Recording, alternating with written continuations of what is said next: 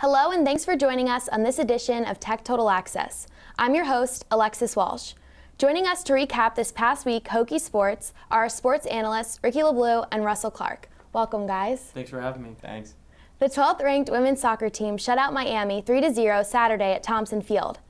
The Hokies jumped out to an early lead and never looked back. Scoring their first goal only 5 minutes into the game, midfielder Candace Seffers netted the goal off a pass from sophomore Maddie Conyers. Tech went to the halftime leading Miami 2-0 after Alani Johnson scored in the 34th minute. Johnson also notched the third goal of the game in the second half, her first multi-goal match of her career. With the win, the Hokies improved to 13-2-1 overall and 5-2 in the ACC. So what do you guys think about their performance? Well, obviously this was kind of a big bounce-back win for them. They really need to get back on track after those big ACC losses. Yeah, like you said, Alani Johnson had 2 goals. It's great to see, a multi-goal game from a player. And Kaylin Smith also played really well at goalie with 6 saves. So they were getting it done on the defensive and offensive side. Yeah, and then this was also bigger too because they have Florida State coming into town for their next game, who's number 1 in the nation. So obviously they're going to need to be on their A game. Yeah, it's the ranked teams that have given them trouble this year. And so with this win, Tech has now moved into the top 10. They're number 7. So with only 3 games left in the regular season, this is a good chance to finish out strong before the tournament. Definitely. Well, I think the next few games are definitely going to be interesting. The team faces Florida Saturday at home yesterday and will match up against Pitt Sunday. We'll have more on those games next week. The men's soccer team moved up a point in the ACC after their 0-0 double overtime draw against number 7 Notre Dame Friday. The Hokies had control over most of the game, outshooting the Irish 9-7. With the draw, the Hokies moved to 5-3 overall, and 3-3 in the ACC. Notre Dame has the 3rd-ranked team the Hokies were able to get a result from this season. All right, guys, so what do you think about the game against Notre Dame? Well, I was very surprised. I mean, we haven't really seen the men's soccer team been able to compete against really good ACC competition, and they come out here at home against a pretty good Notre Dame team and battled them even for the entire game. Yeah, and it's really interesting because, they still haven't gotten an ACC win on the year, but they've had now 3 ties, and 2 of those were against ranked teams. Yeah. So, you'd like to see them play that well against some of the lesser opponents and actually get that win. Yeah, I mean, you would hope that maybe this kind of propels them to get that first ACC win, but you're just not sure. We've seen kind of up and down play for them so far this season, so hopefully they can really build on this again to have this, only allow 2 shots on goal to a really good Notre Dame team. I think that should give them some momentum moving forward. Absolutely. Well, the Hokies traveled to North Carolina Tuesday to battle UNC Charlotte. We'll have more on that game next week. Coming up after the break, we'll talk volleyball. Stay tuned.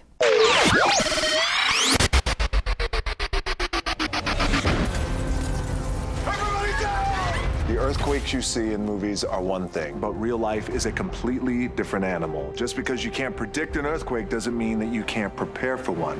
In the event of a real earthquake, you should drop, cover, and hold on.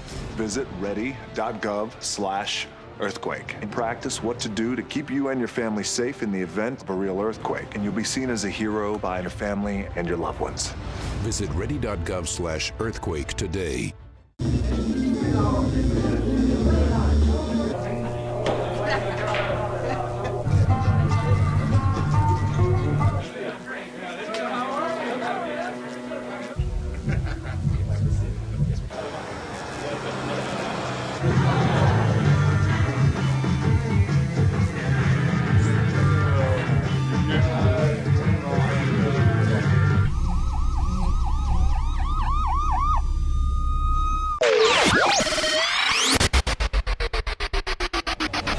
The volleyball team clinched their first victory over Clemson since 2011 last Friday, sweeping the Tigers 3-0. Reporter Connor Doherty has more on the game.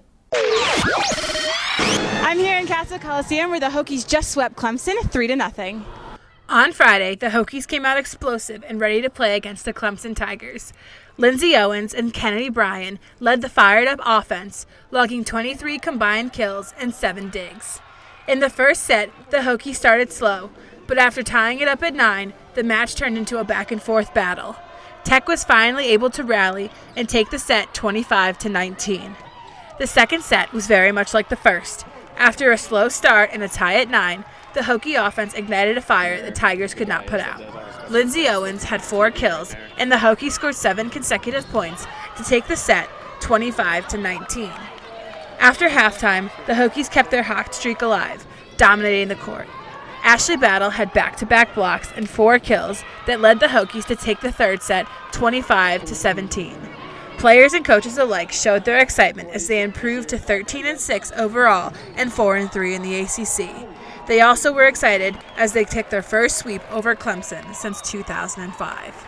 Clemson's a really good defensive team. Ribero's fantastic, and they made extra plays all the time. So we wanted our kids to understand that was coming, and that's what they were going to face. Conference is great.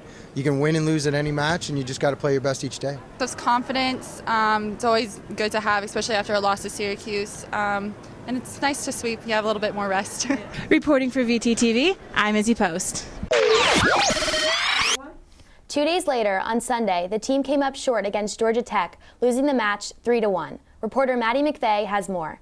I'm here at Castle Coliseum where the Hokies just lost to Georgia Tech 3-1.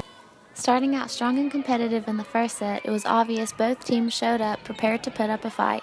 Virginia Tech fought to tie the set 10 times with help from Lindsey Owens, who had 6 kills in this set alone. The score continued to go back and forth. However, Georgia Tech secured the first set with the 22-25 win. The Hokies started out even stronger in the second set, putting up an early lead of 3-0. But Georgia Tech answered the Hokies' aggression. The set saw 13 tie scores, with 6 of those being lead changes.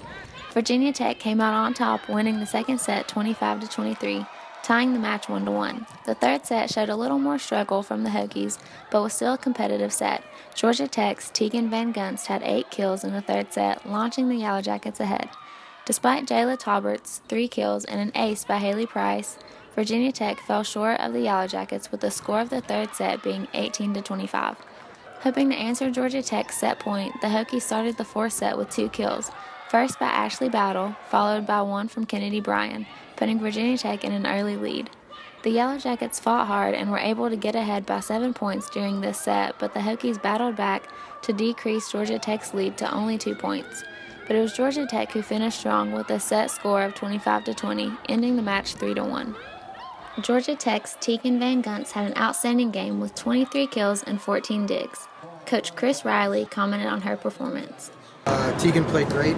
She's a good player, and she was really on point today. And passing, defending, they made it very tough for us to score, and you got to give them credit today. Despite the loss, Virginia Tech had great statistics against Georgia Tech.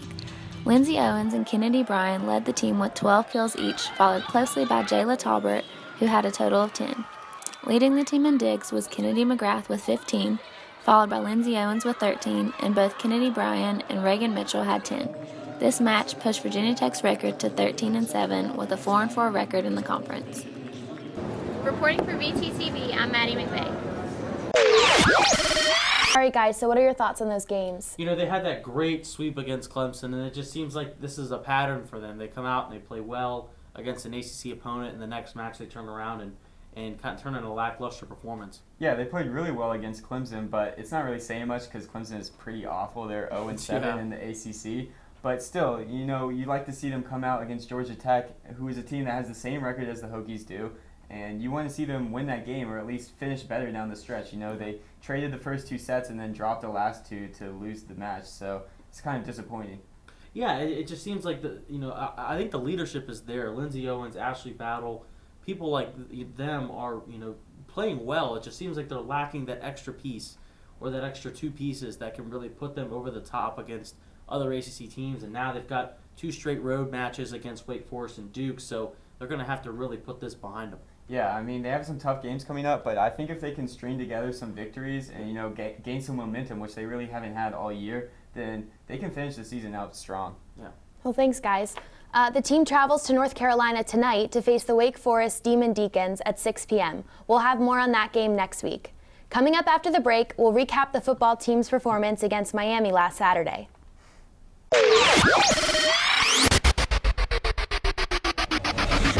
It's a beautiful day out here. Sunny today with light breezes, giving way to clouds in the afternoon.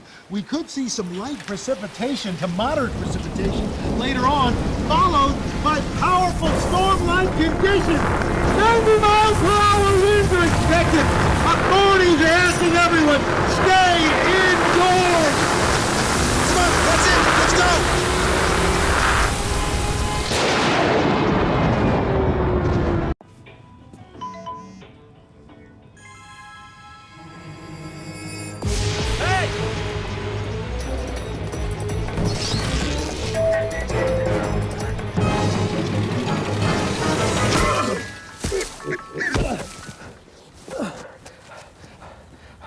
So, same time next week? Well, of course. Put away a few bucks, feel like $1 million. For free tips to help you save, go to Feed the Pig. The football team traveled to Miami Saturday and were unable to pull out the win, losing 30-20. So guys, what are your thoughts? You know, I feel like this is an every other week occurrence where Tech fans get that disappointing feeling and that kind of, oh, everything is lost, and it happens again. I mean, they just, you know. Yeah, it's depressing because, you know, we played really poorly against Miami last year, so now we're taking them on the road. Yep. And in the first half, we actually matched up fairly evenly with them, other than Motley's just totally embarrassing fumble, which led to a short touchdown. You know, we played them pretty well back and forth in the first half, but in the second half, Motley just went to all trash. Yeah, I mean, it seems that they have a problem playing games that they should win. I mean, Miami, granted, had a better record, but they weren't that great. I mean, Brad Kaya, you know, is good, but this was a game that Tech could win. I know I predicted them to lose anyway, but they could have performed way better than they did, and I think the scoreboard showed this game was closer than it really was. Yeah, and I think the one question that's on a lot of Tech fans' minds is, why didn't Brewer start this game? Yeah. You know, he was cleared to play, and I think it was just they went with Motley because he did play well against NC State, and maybe they wanted to carry that momentum over and see if Brewer could get one more week of rest, but he was not good at all. He was very inaccurate, and Brewer came in and played fairly well for someone who's missed a lot of time, so I don't know why he didn't start the game. Yeah, to me, there's zero excuse that Brewer didn't play in this game, or excuse me, didn't start. I mean, he's your number one quarterback. He's your leader of this team. He knows the offense better than any other quarterback on the roster. Brendan Motley hasn't really played that great enough to supplant Brewer as the starter. And if you're going to dress him, why is he on the field? I mean, he's your number one guy. And and the fact that they brought him in to play that last stretch of the game just shows that they totally botched that decision. And Scott Loeffler said after the game that he thought it was the right decision, that it didn't work out. Well, if it doesn't work out, then it's obviously not the right decision. Yeah, I think that the fact that Brewer did come into play is one positive that fans can take away from this game, because he did look pretty good. He threw a beautiful touchdown to Isaiah Ford, and the defense played very well too. You know, they were having to support an offense that kept turning the ball over, but all in all, they did a good job at limiting Miami's, you know, super talented and athletic players to big plays. Yeah, they only gave up 3 offensive touchdowns. That fourth, obviously, was the Brendan Motley sack fumble. But on defense, I'm still not impressed. I mean, Kenny Canham and Daddy Nicholas have basically disappeared. Neither of them registered a sack. I think Daddy has 1 sack this year. I think Ken might have 1. They're irrelevant at this point. I mean, teams are game planning for them, but they're not impacting the game. And Daddy Nicholas, who was someone that was predicted to be a first-round draft pick next year in the NFL, he might not even get drafted at this point because he's getting shut out on defense. Yeah, and looking back on the offense, you know, it's kind of a tough quarterback situation. I think Brewer is definitely, you know, playing heavily going forward unless he gets hurt again. But it's definitely supported by having a, you know, solid run game. Trayvon has emerged as the leading running back. And, you know, they kind of moved away from that committee that they had earlier in the year. So I think that Trayvon, you know, brings that perfect combination of strength and agility that the team really needs. Yeah, he's definitely been their most explosive back. He's been consistent. And, you know, I'm surprised. I didn't think that Trayvon was going to be necessarily ready for that lead back role. But, hey, if he's taken it and he's run with it, he's been the most productive back. And you have to give him the carries. I mean, there's no reason why he shouldn't be getting 20 to 25 touches a game, because he's, right now, other than Isaiah Ford, your best playmaker. Yeah, for sure. So it'll be interesting to see what we can do against Duke and how Brewer plays. Yeah, definitely. I think Tech really needs him moving forward, because it's clear that they're not the same without their leader. Yeah. Thanks, guys. The Hokies will host Duke tomorrow at 3:30 p.m. for Tech's homecoming game. So, guys, what can we expect to see? Well, you don't really know what to expect when you get Tech football anymore. I mean, they're so up and down. They're really inconsistent. But this game is really, really important. I mean, it's a home game against an ACC team. They're 3-4. They haven't been under 500 this deep into the season since 1992 when they won 2 games. So, but they're playing a really good team. I mean, Duke's 23rd in the nation. They're 5-1. That only loss was against a very good Northwestern squad in the Big Ten. They've got a really efficient quarterback in Thomas Sirk, who can hurt you on the ground and through the air, and we know that Tech has problems with mobile quarterbacks. Shaq Powell, really good from the backfield. Jeremy Cash is a defensive playmaker at safety, probably going to go in the first round of the NFL draft. I think Duke just has too much talent. I think that they're much more polished, and they're going to win 27-20. It's going to be another loss at home for the Hokies. Oh, you at just Lane have Stadium. no faith. No, unfortunately. Well, I think that for this game, the outcome for Tech is going to hinge largely on how well Brewer can play and stand in the pocket and, take hits, because he's going to get hit by this strong Duke defense.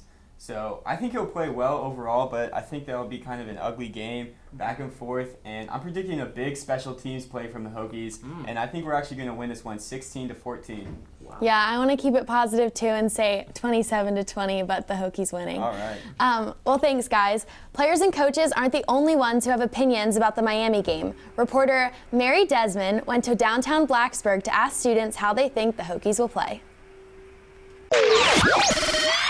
I'm here in downtown Blacksburg talking to people about last week's game against Miami University and this week's upcoming game against Duke University. But, I was really disappointed by the play calling and Brendan Motley's performance. I think, personally, I just think we need a new quarterback. I think Frank Beamer needs to call better offensive plays. But, 4 turnovers, that's not going to get it done against Miami. And, I honestly think a change needs to be made, both at the head coaching position and the quarterback. Put in Dwayne Lawson. All right, well, I thought we were looking good in the beginning. Our QB play at first was I was happy with it, but towards the end it kind of fell apart, which I feel like lately it's always been since Brewer got hurt, and I feel like that's why we lost the game. Yeah, we were a lot closer than 20-30, and I thought we would get the win, and we didn't. I guess it's not too surprising looking at the rest of the season that's already happened. Everything needs to improve. Offensive line, Motley, defense needs to improve. Just everything needs to improve. I watched the first 10 minutes and then went to the pumpkin patch, so. It's classic. We could have done better. Need better quarterback play. Yeah. Dwayne Lawson's the truth. Yeah, I feel like Lawson should get some playing time, but I don't think he will just because Brewer and Motley have so much experience now. I'd like to see him in, but I don't think he will be.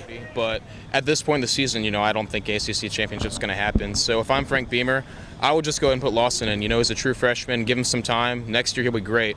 I think Duke would be a good test for him too. I think Duke, on them, and especially their defense, they're very good at the fundamentals. They don't make mistakes. They just don't turn the ball over. So, I would think Duke is going to win that division. Honestly, they just don't make mistakes, and I think we're going to have a tough game trying to beat them this Saturday. And yeah. The pessimistic. We're favored in that game, so that means a good chance we'll probably lose. That's the worst. Hell yes. I have never missed a home game my entire time here as an undergraduate. Absolutely, I will be at the Duke game. I got Grandma and Grandpa coming for this one, so I will be there. If Duke is going to be anything like Miami, then that's just going to be representative of the rest of the season, and it won't be good. Let's go Hokies! That's good. In downtown Blacksburg, I'm Mary Desmond, VTTV. That's all we have for you on this episode of Tech Total Access. Be sure to tune in next week for more hard-hitting sports action. And as always, Go Hokies!